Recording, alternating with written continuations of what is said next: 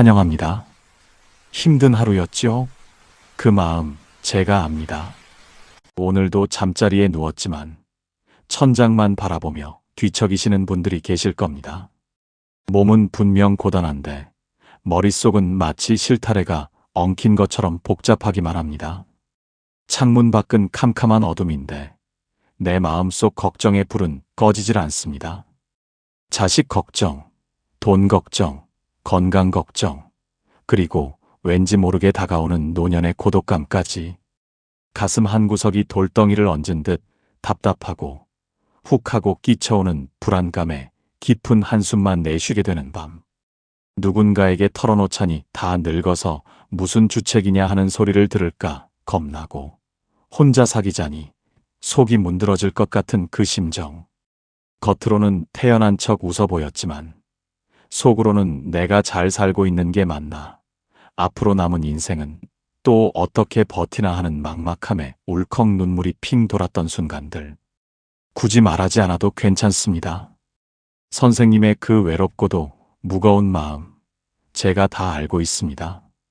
우리는 평생을 참 치열하게 살아왔습니다. 가족을 위해, 자식을 위해 내 몸 부서지는 줄 모르고 달렸습니다.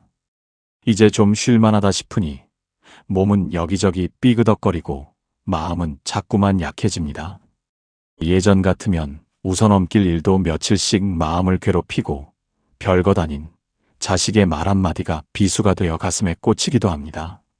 어머니, 아버지는 걱정도 팔자예요 라고 자식들은 쉽게 말하지만 그게 어디 내 마음대로 되는 일이던가요? 걱정을 안 하고 싶어서 안 하는 게 아니라 자꾸만 떠오르는 걸 어찌할 도리가 없어 괴로운 것입니다.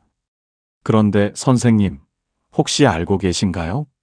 우리를 괴롭히는 이 걱정이라는 놈은 사실 실체가 없는 그림자와 같습니다.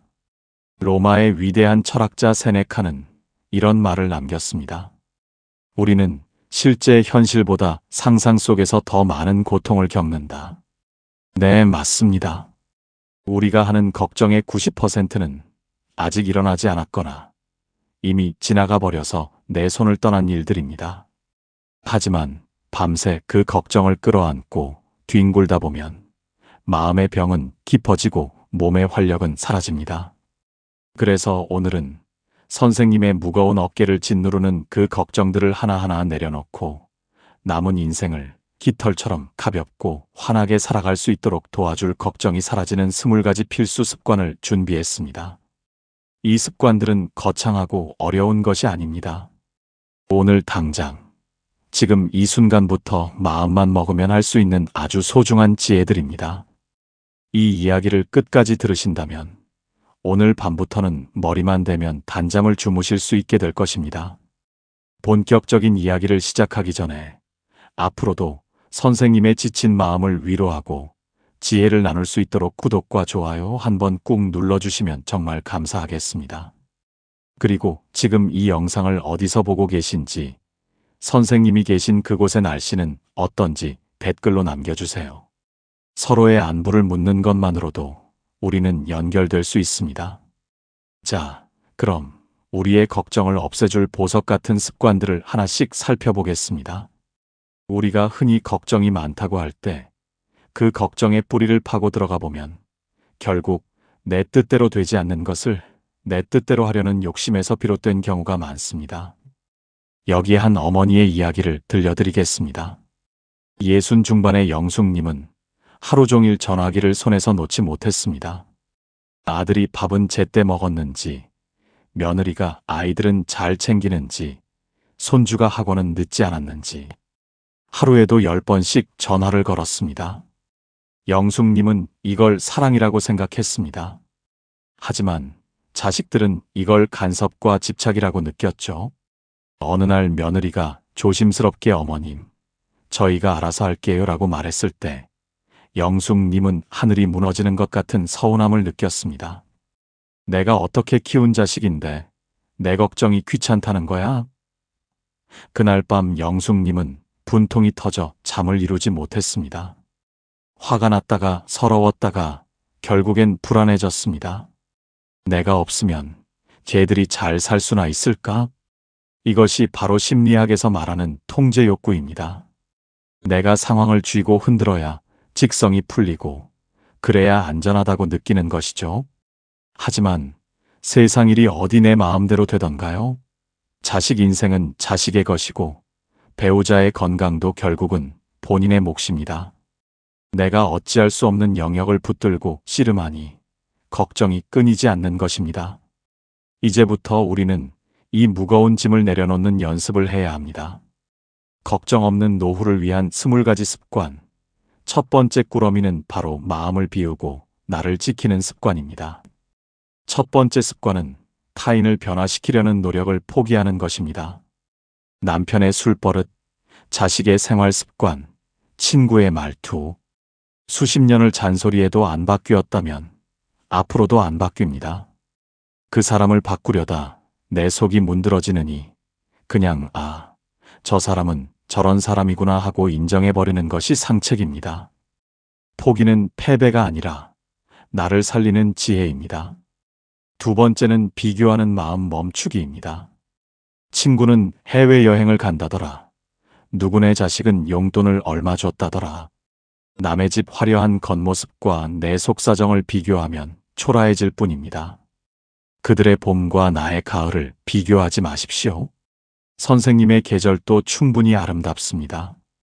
세 번째, 과거의 후회와 작별하기입니다. 그때 그 땅을 샀어야 했는데, 그때 내가 참았어야 했는데, 이미 흘러간 물로는 물레방아를 돌릴 수 없습니다. 후회가 밀려올 때마다 소리내어 말해보세요. 그때는 그게 최선이었다. 나는 충분히 잘했다. 네 번째는 내 감정을 솔직하게 인정하기입니다. 서운하면 서운하다, 힘들면 힘들다. 스스로에게 말해주세요. 꾹꾹 눌러 담으면 화병이 됩니다. 거울 속의 나를 보고 오늘 참 힘들었지? 고생했다라고 토닥여주는 것만으로도 불안은 눈 녹듯 사라집니다. 다섯 번째, 완벽주의 내려놓기입니다. 집안에 먼지 하나 없어야 하고 모든 게 계획대로 되어야 직성이 풀리는 분들이 계십니다. 하지만 나이 들수록 조금은 흐트러져도 괜찮습니다. 먼지 좀 있으면 어떻습니까? 오늘 설거지 좀 안 하면 큰일 납니까? 나를 좀 느슨하게 풀어줄 때 마음의 공간도 넓어집니다. 여섯 번째 습관은 혼자 있는 시간을 즐기는 것입니다. 외로움을 고독으로 승화시켜야 합니다. 혼자 밥 먹고 혼자 산책하는 것이 처량한 게 아니라 오롯이 나에게 집중하는 귀한 시간임을 깨닫는 순간 의존적인 걱정이 사라집니다. 일곱 번째, 죽음에 대해 담담하게 생각해 보는 것입니다. 피하고 싶은 주제지만 끝이 있음을 기억할 때 오늘 하루가 더 절실하고 소중해집니다. 오늘이 내 생의 가장 젊은 날임을 기억하며 감사하는 마음을 갖는 것, 그것이 불안을 이기는 힘입니다.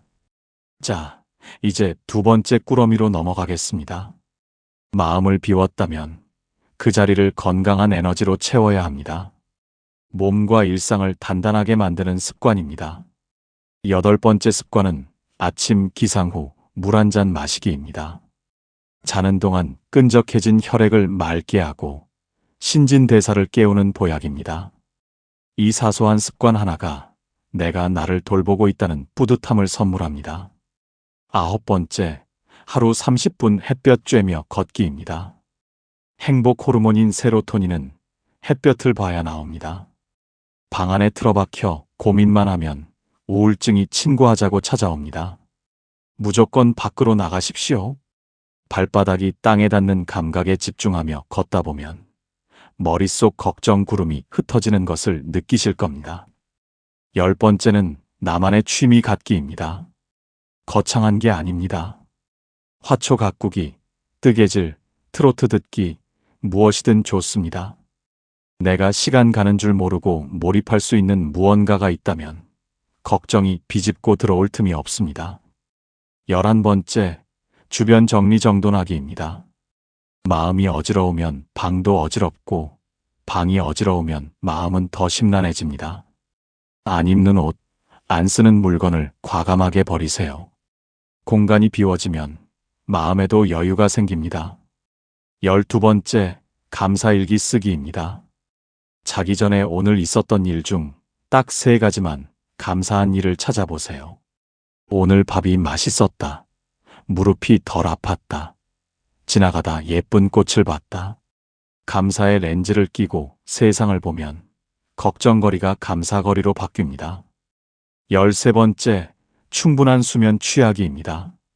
잠이 보약입니다.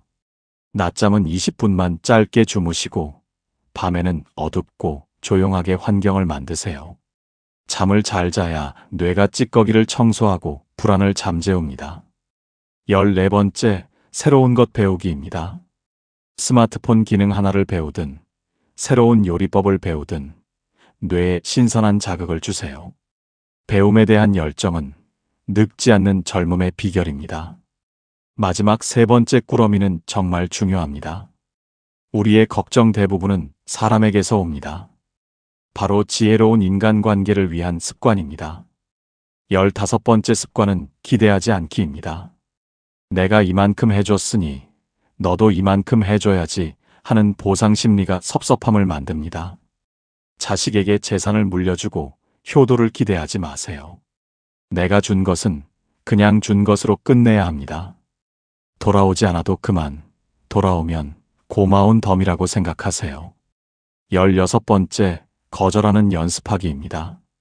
남의 부탁 들어주느라 내 속 끓이지 마세요. 돈 빌려달라, 뭐 해달라 할 때 곤란하면 미안하지만 어렵네라고 단호하고 정중하게 거절하십시오. 거절한다고 끊어질 인연이라면 지금 끊어지는 게 낫습니다. 17번째, 험담에 동조하지 않기입니다.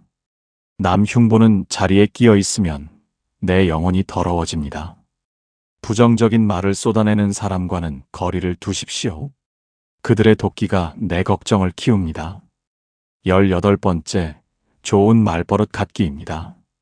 우리가 흔히 저지르기 쉬운 실수는 바로 이렇게 말하는 것입니다. 아이고, 죽겠다, 망했다, 큰일 났다. 말이 씨가 된다고 하죠. 이런 말을 달고 살면 정말 죽을 것 같은 일만 생깁니다. 반면에 지혜로운 사람은 이렇게 말합니다. 이만하면 다행이다. 덕분이다. 지나고 나면 별일 아니다. 긍정의 언어는 불안을 잠재우는 주문과도 같습니다. 19번째, 자식의 인생에서 조연으로 물러나기입니다. 주연 배우는 자식입니다.